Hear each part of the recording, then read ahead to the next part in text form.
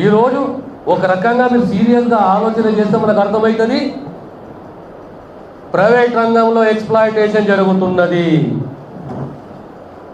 ఈ సమాజం ఏదో రకంగా దోపిడీకి గురవుతున్నది. ఏ రకంగా ప్రవర్తున్నదంటే,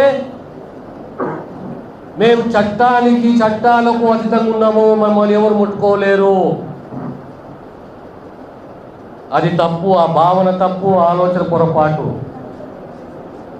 ఈ దేశంలో ఉన్న నువ్వు ఏ వృత్తిలో ఉన్నా, ఇంజనీర్గా, నువ్వు రాజకీయవేత్తగా, ప్రజాప్రతినిధిగా, డాక్టర్వేగా, ఓ క్లినిక్ పెట్టుకో, ఓ హాస్పిటల్ పెట్టుకో, నువ్వు సైంటిస్ట్వేగా, ఎవరైనా కానీ ఈ దేశ చట్టాలకు కట్టుబడి ముందుకు నడవాలి.